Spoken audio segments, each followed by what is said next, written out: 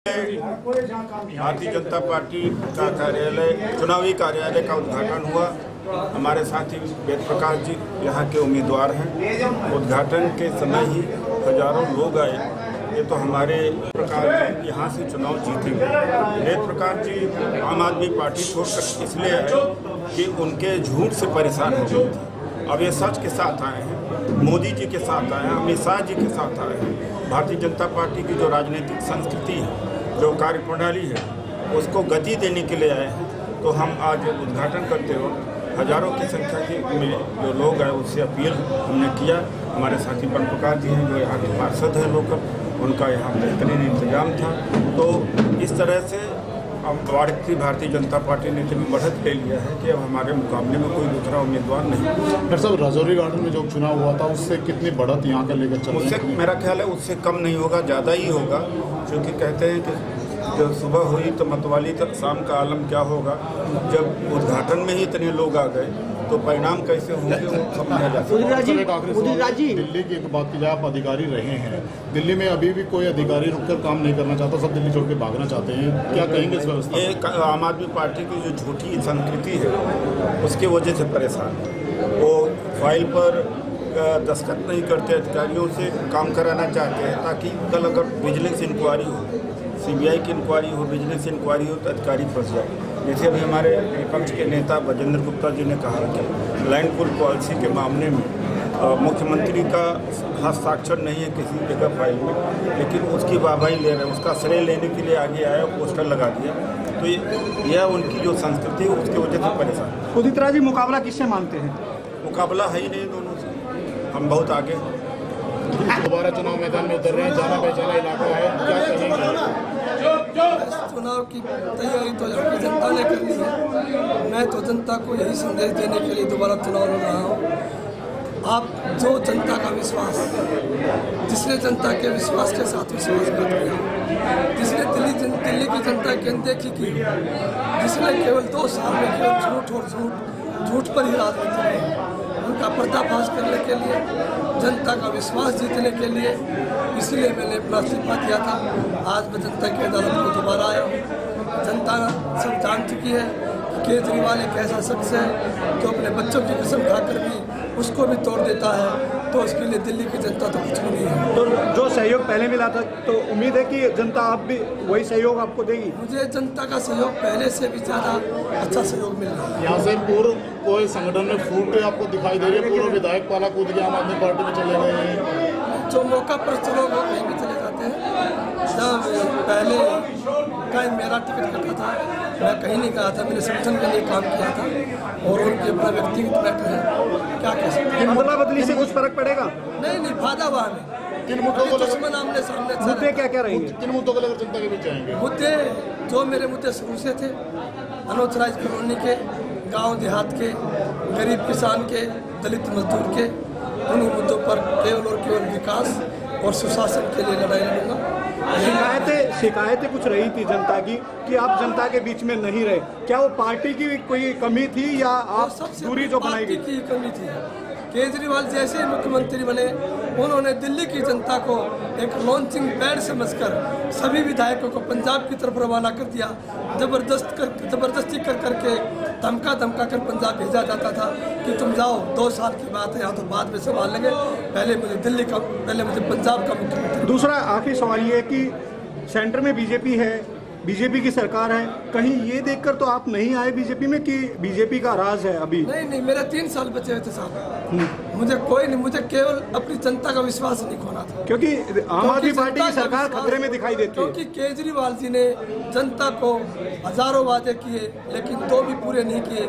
लेकिन मैं राज करने के लिए नहीं आया था, विधायक बनने के लिए नहीं आया था, मैं जनता के विश्वास पर आया था। उसी जनता का विश्वास कायम रखने के लिए मैंने अपने 3 साल के कार्यकाल से ताकत दिया, ताकि जनता को बता सकूं कि कमी हमारे अंदर नहीं थी, कमी तो केवल उस शख्स में थी, केजरीवाल में थी, जिन्होंने आपको वाईफाई के सपने दिखाए, बसों के सपने दिखाए, मार्शल के सपने दिखाए, विकास के सपने दिखाए, सुशासन के सपने दिखाए, भ्रष्टाचार मुक्त दिल्ली के सपने दिखाए। लेकिन सभी कुछ उसका झूठा पुलिंदा था। उसको पंजाब पर फतह करने का दिल्ली पे लॉन्चिंग पैड बनाया। और योजना सही थी तो केजरीवाल जी बताओ 2.5 साल तक फाइल क्यों दबा के रखी? 2.5 साल फाइल क्यों दबाई? और इसका जवाब इस चुनाव में इनके उम्मीदवारों से आपको लेना चाहिए। मैं बस अंत में यही कहूंगा कि मैं भाई ब्रह्म प्रकाश को बहुत बहुत बधाई देता हूं। उन्होंने अभी तो चुनाव शुरू हुआ है, 5 तारीख को नॉमिनेशन होगा। भाई वेद नॉमिनेशन करने जाएंगे 5 तारीख को, यहीं पर हवन होगा चौपाल में। और मेरी आपसे प्रार्थना है कि आप उस दिन जरूर आए। आपके आज इतनी बड़ी संख्या में यहां मौजूद होने से पूरी दिल्ली में खबर पहुंच गई है कि बवाना के अंदर भारतीय जनता पार्टी का बिगुल बच गया है। आज जो भी सड़क से निकल रहा है वो यही कह रहा है कि भाई बीजेपी तो बहुत आगे है, बाकी तो कहीं दिखाई भी नहीं देंगे। और क्योंकि देश के अंदर मोदी जी की लहर है, बीजेपी की लहर है, दिल्ली उसमें पीछे क्यों रहेगी? वो भी इस महाकुंभ में, महाकुंड में अपना आहुति देगी। इस यज्ञ में, देश की प्रगति के यज्ञ में दिल्ली के लोग भी, बवाना के हमारे बड़े बुजुर्ग भी अपनी आहुति देंगे देश को और दिल्ली को आगे बढ़ाने के लिए। बहुत बहुत धन्यवाद और आभार। पॉलिसी लागू करवा दी। मैंने संपर्क किया, मैंने कहा महोदय मुझे जरा ये बताने का कष्ट करें कि जो पोस्टर आपने लगवाए हैं कि केजरीवाल का धन्यवाद, क्या फाइल पर आपके हस्ताक्षर हैं? कहीं पर आपके मंत्री के हस्ताक्षर हैं? पूरी फाइल पर आपके हस्ताक्षर नहीं है। और आप यहां पे किया, मैंने सदन में उठाया कि भैया 1 जनवरी 2016 से सबको पे कमीशन मिल रहा है, डीटीसी के कर्मचारियों का क्या दोष है? बोले इनको नहीं देंगे हम, इनको नहीं देंगे। मैंने कहा तुम्हारी माँ ने दूध पिलाया तो रोक के देख लेना। समझ क्या रहे हो तुम? मैंने कहा गरीब का हक मारोगे, मजदूर का हक मारोगे तो हमारी हाय तो लगेगी लगेगी, गरीब की हाय जो लगेगी उससे बच नहीं पाओगे। उपराज्यपाल के पास जाकर 7th पे कमीशन लागू करवाया। अब जब नोटिफिकेशन निकल गया तो लैंड पूलिंग की तरह अपनी वाहवाही लूटने के लिए आपके बीच में आने की कोशिश कर रहे हैं। अभी कल मुझे बताया था जो पेंशनर्स हैं डीटीसी के, 2014 से उनको डीए नहीं दिया गया। चौधरी साहब बैठे भी हैं यहाँ, 2014 से 2 डीए हैं, 2 नहीं दिए गए,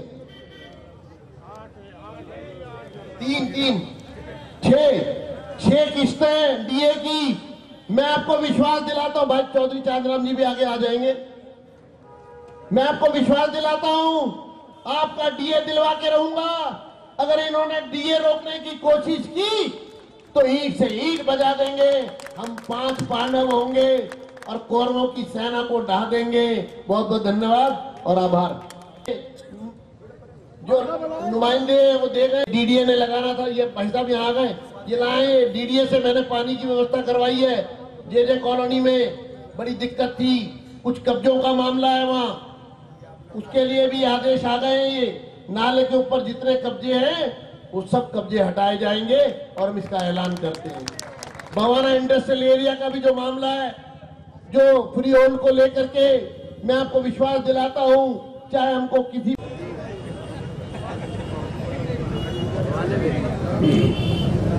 आप सभी को मेरा अभिनंदन, वंदन। पक्ष भाई विजेंद्र गुप्ता जी, हमारे चारों पूर्व जिला अध्यक्ष वेदपाल मान जी, रमेश चौहान जी, बेनू सहरावत जी, मास्टर आजाद जी, पूर्व विधायक चांदराम जी, अनूप यादव जी, डिप्टी मेयर हमारे भगत जी,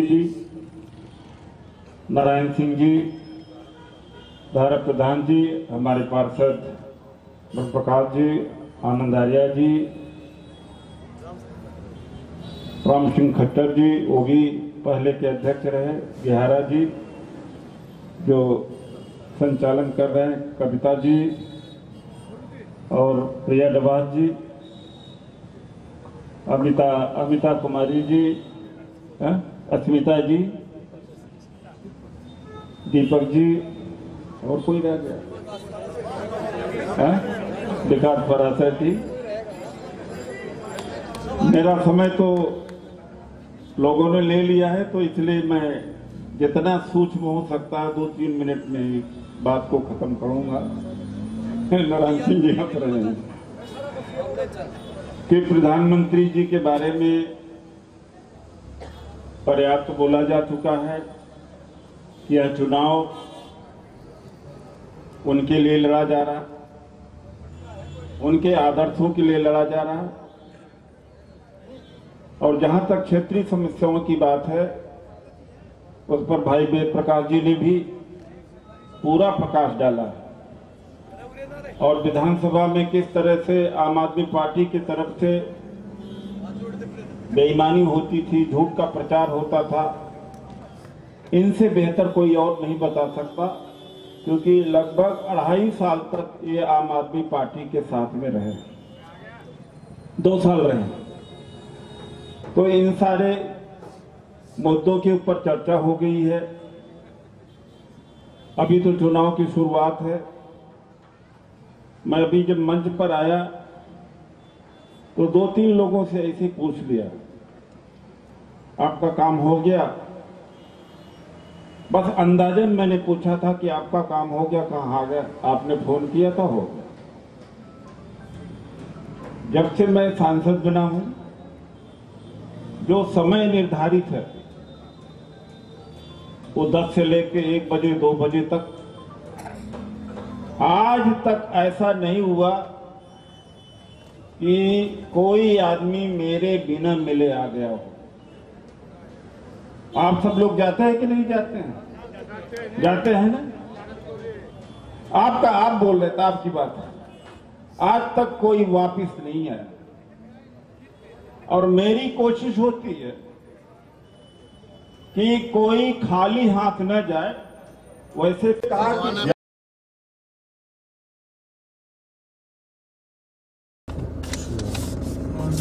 के अंदर मिनी मास्टर प्लान लाकर पूरे देहात, आदरणीय नरेंद्र मोदी का चुनाव देश के प्रधानमंत्री का चुनाव है। तो इस बच्चे की गलती माफ करके एक वोट भारतीय जनता पार्टी को पड़े, कमल के फूल का बटन दबे और भारतीय जनता पार्टी के हाथ मजबूत हो। यही अपील आप सबके बीच में करना चाहते हैं। आप सबका बहुत बहुत धन्यवाद। बाजितपुर से चाचा नारायण सिंह और ये दादा चंद्रूप, आ जाओ, विजेंद्र जी का पगड़ी बांध के स्वागत करेंगे। दादा चंद्रूप और बाजितपुर से नारायण सिंह आ जाओ। राजीव राणा साहब आज से आ जाए, भाई सहयोग करे इस पगड़ी में, पटके में, जल्दी आ जाओ। ओम प्रकाश राग जी आप भी आ जाओ, ये आ जाओ। प्रतिपक्ष के नेता, विधायक और पूर्व जिलाध्यक्ष जिला हमारे चाचा और चौधरी नारायण सिंह जी, ओम प्रकाश राग जी समाज की तरफ से, राजीव राणा जी से निवेदन है कि वो भी मंच पाए, और कविता राठौर जी जिला मंत्री हैं, वो भी आई है। हृदय की गहराई से स्वागत है। महिला मोर्चा जिला की अध्यक्ष हमारे सुनीता जी कौशिक, उनका अभिनंदन है, स्वागत है। और विजेंद्र गुप्ता जी को, कौशिक जी जो जिला मंत्री है महिलाओं की तरफ से, स्वागत करेंगे गुलदस्ता देकर। ये मोदी जी ने चलाया कि भी एक कमल का फूल और वो गुलाब का फूल देकर दे रहे हैं। बुग्गा गुलाब के फूल रखे हैं और दिया है, जो धूप भी हो रही है। और हमारे बीच में उनका पदम जी से निवेदन है, कुतुबगढ़ से हमारे दोनों जिलाध्यक्षों को, और सुमेर जी, उनसे निवेदन है कि वो भी, हमारे दोनों जिलाध्यक्ष बीच में आए थे, उनका भी स्वागत करेंगे। संगठन की मर्यादा है और हमारे पूर्व जिलाध्यक्ष जो संगठन को आगे बढ़ाते हुए, तो दोनों का, हमारे वेदपाल मान जी हमारे पूर्व जिलाध्यक्ष, सुमेर जी और पदम जी पूर्व जिलाध्यक्ष, दोनों पूर्व जिलाध्यक्ष, और विनोद सहराल जी से भी आग्रह है और हमारे रामचंद्र खट्टर जी जो सबसे पहले जहाँ पर जनसंघ थी, उनसे भी एक बार निवेदन है कि उनका भी हमारे किसान मोर्चा के उपाध्यक्ष हैं। के साथ में हवा सिंह जी हमारे जिला अध्यक्ष का अभिनंदन करेंगे और हमारे नील दमन खत्री जी भी आशीर्वाद लेंगे पूर्व जिला अध्यक्ष रामचंद्र दास खट्टर से। यहाँ मंच पर आए हैं, जिला अध्यक्ष संगठन को चलाते हैं तो उनकी याद रखना चाहिए। हमारे जिला अध्यक्ष ही पूरे जिलों को चलाते हैं, हमारे रमेश चौहान जी, वेदपाल मान जी, नील दमन खत्री जी और इससे पहले रामचंद्र दास खट्टर जी, जो अपना समय पूरा समाज को देते हैं, संगठन को। सभी जिला अध्यक्षों को जोरदार ताली बजाकर हम अभिनंदन करते हैं। हमारे भारतीय जनता पार्टी के बवाना विधानसभा उपचुनाव से प्रत्याशी भाई वेद प्रकाश जी से निवेदन है कि वो आई हुई जनगणना करता हूं। आप लोगों ने मुझे 2 साल पहले आशीर्वाद दिया था और यहां से भारी बहुमत से जिताकर दिल्ली की विधानसभा में भेजा था। आप लोगों ने बड़ी उम्मीद से मुझे दिल्ली विधानसभा में भेजा था। मैं भी बहुत कुछ सोच समझ कर गया था कि एक बहुत अच्छा मुख्यमंत्री है, अन्ना आंदोलन से जुड़ा हुआ है, लेकिन जैसे ही मैं वहां गया मुझे वहां बिल्कुल उल्टा पाया। मैंने गांव देहात, अपने अनोथराइज कॉलोनी, जे क्लस्टर, सभी की समस्याओं से वहां काम करवाने के लिए आग्रह किया, लेकिन बार बार हर काम के लिए मुझे जलील होना पड़ा। हमारे यहाँ की बहुत बड़ी बड़ी समस्याएं थी। धारा 81 की थी, 74(4) की गिरदावरी की थी जी, लाल डोरा बढ़ाने की थी, खाद बीज की दुकानों की थी, कृषि का दर्जा दिलाने की थी, स्कूलों के टीचरों को पक्का करवाने की थी और स्टाफ को पूरा करवाने की थी, स्कूलों में कमरे बनवाने की थी, भवाना जो ऊंट वाले हॉस्पिटल के लिए काफी बड़ी बड़ी मशीनें मंगवाने की थी। लेकिन मैं आपको बताना चाहूंगा, हर समस्या के लिए हर कोई समाधान नहीं था उनके पास। उन्होंने तो केवल एक ही बात कहा कि तुम सब अब कुछ मत करो, जितना जल्दी हो पंजाब के लिए चले जाओ। उन्होंने हमारे दिल्ली देहात, हमारे नौचराइज कॉलोनी के सभी लोगों के विश्वास के साथ बहुत बड़ा विश्वासघात किया। मैंने उनसे हर लड़ाई लड़ी, मेरी सभी लड़ाइयां ऑन द रिकॉर्ड है। विधानसभा में लड़ी है, बवाना डिपो के लिए लड़ी। जब मैं विधायक बना था 18 बसें थी, 80 बसें करी, लेकिन वे पुरानी बसें दे दी। अब फिर वह 18-25 बसें ही है। मैं अपने पिता तुल्य बुजुर्ग और नौजवान साथियों सभी को बताना चाहता हूं कि मैंने अपने इलाके की हर लड़ाई लड़ी है, जो कि मेरे पास रिकॉर्ड है। 1785 लेटर है जी मेरे पास समस्याओं के। विधानसभा में मेट्रो के क्वेश्चन लगाए हैं, डिपो के लगाए हैं, धारा 81 के लगाए हैं, लैंड पूलिंग के लिए बार बार लड़ाई लड़ी है। लेकिन मैं वहां पर इतना लाचार हो गया, 2 साल तक ना तो कोई पेंशन बन पाई, ना कोई राशन कार्ड में नाम चढ़ पाया। मैं आपको बताना चाहूंगा, दिल्ली पुलिस भी मेरे अंडर नहीं थी, डीडीए भी मेरे अंडर नहीं था, नगर निगम भी मेरे अंडर नहीं था, और मेरा मुख्यमंत्री और मेरी सरकार वो भी मेरे साथ नहीं थी। उन्होंने तो केवल दिल्ली की जनता को एक बस अड्डा बनाकर वहां से सभी विधायकों को कहा यहां से गाड़ी पकड़ो और पंजाब चले जाओ। मैं आपको बताना चाहूंगा, उन्होंने बार बार पंजाब भेजा, जिससे मैं आप लोगों के बीच भी नहीं आ पाया और परिवार का भी नहीं रह पाया। आप लोगों को बताना चाहूंगा, मैं 24 घंटे आप लोगों का आशीर्वाद पाना चाहता था, लेकिन मुझे प्रताड़ित कर बार बार दिल्ली बुलाया जाता, बार बार पंजाब भेजा जाता, और कोई भी काम वहां पर मैं लेकर गया, हर काम के लिए मुझे नाकामी मिली और तिरस्कार मिला। फिर मैंने सोचा कि मेरे को आप लोगों ने बड़े विश्वास के साथ बनाया था, बड़ी इज्जत के साथ बनाया था। मेरे 3 साल बचे हुए थे जी, अगर मैं 3 साल वहां पर रह जाता तो जी मेरे पिताजी का नाम डूब जाता, जिस विश्वास पर आप लोगों ने बनाया था। मैंने फिर यही फैसला लिया कि झूठे मुख्यमंत्री को, नाकाम मुख्यमंत्री को पब्लिक के सामने जाकर बताऊं कि हमारे साथ क्या क्या बीता, हमारे साथ क्या हुआ, क्या क्या घटनाएं घटी। मैं आपको बताना चाहूंगा, उनके केवल 2 ही काम थे, मोदी जी को कैसे बदनाम करूं, गवर्नर से कैसे लड़ाई लड़ूं। आपको पता है दिल्ली में 15 साल शीला की सरकार रही, उन्होंने अटल बिहारी जी के साथ भी काम किया। बिहार में नीतीश सरकार थी, उत्तर प्रदेश में मुलायम सरकार थी, हिमाचल में कांग्रेस सरकार है। कभी आपने मोदी जी का झगड़ा सुना उनके साथ? ये जानबूझकर एक योजना बनाई जाती थी। मुख्यमंत्री केजरीवाल ने कभी भी ये नहीं पूछा कि भाई विधायकों तुम्हारा काम कितना बाकी है, तुम्हारे विकास के कार्य कहां पर है, कितना विकास हुआ है। उन्होंने हमेशा एक ही बात पूछी, पंजाब में कौन से बूथ पर क्या हो रहा है। मैंने बार बार कहा, मगर जी जनता ने हमें बड़े विश्वास से बनाया है, जनता का विश्वास खोते जा रहे हैं, हम पब्लिक के बीच घुस नहीं पा रहे, हमें शर्म आ रही है। उन्होंने कहा 2 साल रुक जाओ, सब ठीक हो जाएगा। बार बार मिन्नतें करने के बाद उनकी कानों पर चू तक नहीं रहेंगी।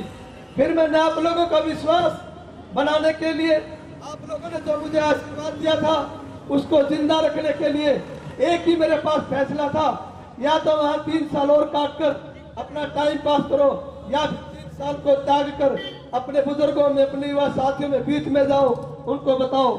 मैं आपसे बताना चाहता हूं, जो भी लड़ाई थी विधानसभा की, हर लड़ाई लड़कर बिल्कुल विफल होकर आप लोगों का दोषी बनकर एक ही फैसला लिया है कि भाई विधानसभा को छोड़ दे, दोबारा जाओ और एक अच्छे देश भगत प्रधानमंत्री की शरण में गया। और केवल पहले भी आप लोगों ने मुझे पैदा किया था, आज भी आप लोग ही मुझे करोगे। मैं आपका बेटा हूं, जो भी 2 साल में जाने अनजाने में मुझसे गलती हुई, मैं समस्त जनता के सामने हाथ जोड़कर माफी मांगता हूं। आपका बेटा हूं, मैं उम्मीद करता हूं कि मुझे आपका आशीर्वाद दोबारा मिलेगा। जय हिंद, जय भारत। विजेंद्र गुप्ता जी से आग्रह है, आई हुई बवाड़ा वार्ड से और आसपास के बवाड़ा विधानसभा उपचुनाव में जनता को संबोधित करने के लिए निवेदन है। जय हिंद। भाई बार बार ये पुलिस वाले कह रहे हैं, जितने इधर मेरे भाई खड़े हैं ना, इधर की सभा में आए हुए हमारे क्षेत्र के सांसद डॉक्टर उदित राज जी, भारतीय जनता पार्टी के जिला के अध्यक्ष भाई नील दमन खत्री जी, हमारे प्रभारी राजेश गहलोत जी, यहाँ पर उपस्थित मंच पर मास्टर आजाद सिंह जी, हमारे भाई नारायण सिंह जी, यहाँ पर उपस्थित हमारे डिप्टी मेयर विजय भगत जी, रमेश चौहान जी पूर्व जिला अध्यक्ष, भाई मास्टर जय भगवान जी, आदरणीय खट्टर जी, भाई पूर्व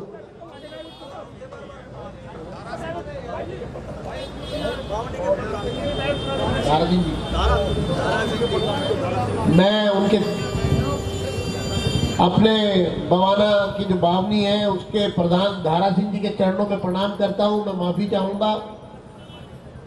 हमारे यहाँ पर उपस्थित सभी वरिष्ठ नेतागण और आज की सभा का आयोजन जिन्होंने किया है, ऐसे जुझारू हमारे ब्रह्म प्रकाश जो यहाँ के निगम पार्षद हैं, और मेरे साथ खड़े हैं एक ऐसा व्यक्तित्व जिसका नाम वेद प्रकाश है। साथियों, यहाँ जो आए हुए हैं सब, उसमें मेरे बड़े बुजुर्ग जिनके चरणों में मैं प्रणाम करता हूँ, मेरे युवा साथी, मेरी बहनें, दोस्तों और साथियों, और मंच पर उपस्थित भाजपा के सभी वरिष्ठ नेतागण। ये जो मेरे साथ खड़े हैं, ये सदन में मेरे साथ विधायक थे। मुझे जब लॉबी में मिलते थे, सदन के बाहर, सदन से उठ के आते थे, लॉबी में मिलते थे, तो कहते थे भाई साहब अंदर सब झूठ बोल रहे। ये अभी योजना बना के आए हैं अंदर कि भाई किसी ने कोई और मुद्दा नहीं उठाना है। मैंने कही कि मुझे बवाना के बारे में कुछ बात करनी है, तो केजरीवाल ने डांट दिया, चुप, कोई मुद्दा नहीं उठाना है, एक ही काम करना है, आज मोदी को गाली देनी है। दांत बीच के कह, मोदी की आज बेइज्जती करनी है, और जो जितनी बड़ी बेइज्जती करेगा, जितनी बड़ी गाली देगा, मैं उसको शाम को इनाम दूंगा। देश के प्रधानमंत्री के बारे में, एक ऐसा कर्मशील प्रधानमंत्री जिसने संकल्प लिया है कि तन समर्पित, मन समर्पित और यह जीवन समर्पित चाहता हूं देश की माटी तुझे कुछ और भी दूं। जो देश के सर्वोच्च पद पर बैठे हुए हैं लेकिन गरीब की सोचते हैं, किसान की सोचते हैं। मोदी जी तो एक संत है, एक थैला लेकर के प्रधानमंत्री निवास में गए थे, एक थैला लेकर के जिस दिन आप कहोगे आ जाएंगे, जनता कहेगी आ जाएंगे, थैले से ज्यादा 50 साल जिन्होंने अपने जीवन में, 45 साल जिन्होंने अपने जीवन में रोटी मांग के खाई हो, जिसकी अपनी कभी कोई रसोई ना रही हो, जिसका अपना कोई घर ना रहा हो, जो गांव-गांव, शहर-शहर पूरी जिंदगी समाज की सेवा के लिए निकल गया हो 17 साल की उम्र में। हमें गर्व है वो हमारे देश के प्रधानमंत्री हैं, हमें प्रेरणा देते हैं वो। जब हम कहीं पर थकने लगते हैं, हारने लगते हैं तो हम मोदी जी का ख्याल करते हैं कि नहीं, मोदी जी ने कहा है संघर्ष करो, ईमानदारी से काम करो, सच्चाई के लिए लड़ो, और सच्चाई के लिए जान भी चली जाए तो परवाह मत करना। हम मोदी जी के सिपाही हैं। वेद बताता कि मैं मोदी की गाली के खिलाफ गाली नहीं सुन सकता, मैं मोदी जी की बुराई नहीं सुन सकता। मैं जरूर इस पार्टी में चला गया हूं, लेकिन ये झूठ बोल रहे हैं भाई साहब, मैं क्या करूं।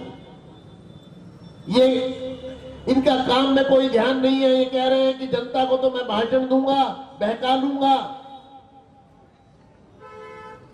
तो मैंने कहा वेद, 1857 में मंगल पांडे ने गदर का श्री गणेश किया था। आज दिल्ली की जनता भी वही कह रही है जो तू कह रहा है भाई, ये झूठे हैं, मक्कार हैं। दिल्ली की जनता भी यही कह रही है।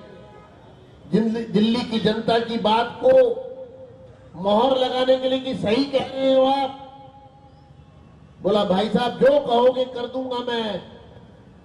1-1.5 लाख रुपए की तनख्वाह मिलती थी। सीट किसको प्यारी नहीं है। राजनीति में तो लड़ाई कुर्सी की है, कुर्सी के लिए संघर्ष होता है। 3 साल बाकी थे, तनख्वाह मिलती थी, विधायकी का एक पूरा सम्मान था, लेकिन वेद प्रकाश ने 1 मिनट नहीं लगाया, इस्तीफा दे दिया, सीट छोड़ दी। हिंदुस्तान की राजनीति में ऐसा उदाहरण नहीं मिलेगा आपको, एक उदाहरण ऐसा नहीं मिलेगा। हाँ, चुनाव से 2 महीने पहले तो बहुत लोग पार्टी भी बदलते हैं, सीट भी छोड़ देते हैं, उनको लगा ये नाव डूब रही है, इसमें रह के करना क्या है, चलो दूसरी पार्टी में। लेकिन जिसकी विधायकी का समय बाकी हो, ऐसा आज तक एक उदाहरण नहीं होगा। मैं ये बात आपको इसलिए बता रहा हूं कि वेद प्रकाश ने जब रिजाइन करा 26 मार्च को किया था इस्तीफा। 3 बार केजरीवाल आया, हाथ जोड़े, दिल्ली विधानसभा के स्पीकर को केजरीवाल जी ने बाहर भेज दिया। वो दफ्तर में नहीं आए कि भैया इस्तीफा वापस ले ले, किसी तरह इस्तीफा वापस ले ले, बीजेपी में चला जाए, इस्तीफा वापस ले ले। 3 दिन तक उसने सोची, बहका लिया होगा। सुसाइड भी जो करते हैं, आत्महत्या, अगर उनको उस समय निकाल लो बाहर तो दिमाग बदल जाता है। ये आत्महत्या करने के लिए निकल पड़ा है, इसका इस्तीफा रोक लो, समझा लेंगे। 3 दिन तक इस्तीफा स्वीकार नहीं किया। अगर वेद में कोई बुराई होती तो आम आदमी पार्टी के लोग, आपको पता है, 1 मिनट में पगड़ी उछालते, 1 मिनट में गाली गलौज करते हैं। केजरीवाल जी एक आरोप नहीं लगा पाए, ना इनके चरित्र पर, ना इनकी ईमानदारी पर। 3 दिन तक हाथ जोड़ते रहे। लेकिन वेद ने कहा कि मैं अपने ग्रामीण वासियों के लिए, अपने क्षेत्र की जनता के सम्मान के लिए मैं ये त्याग कर रहा हूं। मार्च में किया इन्होंने, अप्रैल में चुनाव हुआ। साथियों, विपक्ष को मजबूत करने की जरूरत है। अब हम 4 हो गए हैं। मैं आपके सामने हाथ जोड़ने आया हूं, प्रार्थना करने आया हूं। बड़ी जलालत करते हैं, सदन में कम है हम खड़े होते हैं बोलने के लिए, मार्शल बुला के हमें उठा के बाहर फेंक देते, सदन में बात नहीं करने देते, जनता की आवाज नहीं उठाने देते, माइक बंद कर देते हैं। मैं आपसे हाथ जोड़ने आया हूं, मुझे एक साथी और दे दो, हम 5 पांडव हो जाएंगे, हमारी संख्या बढ़ जाएगी। उनका जो आत्मविश्वास है वो ढीला पड़ेगा, वो टूटेगा। उनको समझ में आएगी जनता हमारे खिलाफ हो गई है। बाकी के समय में या तो सीधा चलेंगे, अच्छा काम करने की कोशिश करेंगे, और नहीं तो समझ जाएंगे कि मौत सामने खड़ी है। जनता बख्शेगी नहीं। जनता को जब मौका मिलेगा हमें वापस घर भेज देगा। इसलिए बहुत जरूरत है वेद की। मुझे न कांग्रेस से कुछ होने वाला है सदन में, न आम आदमी पार्टी के कोई एक और बन गया उसको कोई फायदा होने वाला है, भीड़ में शामिल हो जाएगा। कांग्रेस के उम्मीदवार के बारे में तो आप मुझसे ज्यादा जानते हो। मैं जब गांव में आता हूं तो लोग कहते हैं भाई साहब चिंता मत करना, 3 बार इसने जिताया था, कांग्रेस के आदमी ने 3 बार इसे मुद्दा करेंगे, 3 बार इसे हराएंगे। तो सवाल यह है कि कांग्रेस की लुटिया तो पूरे देश में डूब रही है। अपने विधायकों को लेकर के बंगलोर पहुंच गए, गुजरात के विधायकों को। अरे गुजरात में तो भाजपा की सरकार, वहां खुला नहीं छोड़ सकते। कर्नाटक में तो कांग्रेस जी आपकी सरकार है, राहुल गांधी जी, वहां भी कमरे में क्यों बंद कर रखा? वहां तो खुला छोड़ दो ने, वहां भी बंद कर रखा है। कांग्रेस पूरे देश से साफ हो रही है, क्योंकि कांग्रेस इस देश में भ्रष्टाचार की जननी है। अगर सबसे ज्यादा भ्रष्टाचार हुआ तो कांग्रेस के सरकार में हुआ, कांग्रेस के शासनकाल में हुआ। 3 साल से मोदी जी की सरकार है। मैं चुनौती देता हूं विपक्ष को, वो बताए कि मोदी के कैबिनेट में किसी एक मंत्री पर भी कोई झूठा आरोप भी लगा सका? क्या आप जनता, यहाँ जो लोग मौजूद हैं, उनको ये विश्वास है कि नहीं है कि मोदी भ्रष्टाचार को बिल्कुल सहन नहीं करेगा? कोई भ्रष्टाचार करे उसका सर्वनाश राजनीति में निश्चित है। जो मोदी जी के साथ खड़ा होगा, बख्शेंगे नहीं मोदी जी। ये भय है, ये डर है उन तमाम लोगों में जो इस सरकार के साथ जुड़े हैं। हमको ऐसी ईमानदार सरकार चाहिए। हमको दिल्ली में भी एक ईमानदार सरकार बनानी है। दिल्ली की लैंड पूलिंग पॉलिसी के बारे में बताऊंगा आपको आखिर में, कम शब्दों में। लैंड पूलिंग, आप जानते हैं लैंड पूलिंग का मतलब है कि एक किसान जिसके पास अगर मान लीजिए कम से कम 1000 गज भी भूमि है, ज्यादा नहीं तो 1000 गज भी है, तो उसकी कीमत उसको करोड़ों में मिलेगी। करोड़ों में, 1000 गज की भी करोड़ों में उसको फायदा होगा। ऐसी योजना लेकर के आए हैं मोदी जी। लेकिन केजरीवाल ने फाइल को 2.5 साल तक दबा के रखा, साइन नहीं करे। बार बार हम मुद्दा उठाते रहे, सदन के अंदर भी, दिल्ली की पंचायत में हमने मुद्दा उठाया, हमारी आवाज दबा दी गई। हम उपराज्यपाल के पास गए, हमने कहा कि अगर ये केजरीवाल साइन नहीं करता, जिससे दिल्ली के किसानों को लाभ हो रहा है, उनका आर्थिक शोषण समाप्त होगा, उनकी भूमि बहुत लूट गई, बहुत सरकारों ने लूटी है किसानों की भूमि दिल्ली के, अब हम लूटने नहीं देंगे। उनको उनकी जमीन की कीमत, उनका मुआवजा, उनका फायदा वो पूरे का पूरा उनको मिलना चाहिए। वो अपनी जमीन के आखिर तक मालिक रहने चाहिए। उनकी जमीन का मालिकाना हक सरकार कभी ना ले पाए, ऐसी व्यवस्था करो। आप जानते हैं, बार बार कहा 2.5 साल तक केजरीवाल ने फाइल पर जब साइन नहीं करे, हमने उपराज्यपाल को कहा कि या तो आप साइन कर दो, वरना यहां हम धरने पर बैठ जाएंगे। केजरीवाल के साइन की चिंता मत करो, बिना केजरीवाल के साइन के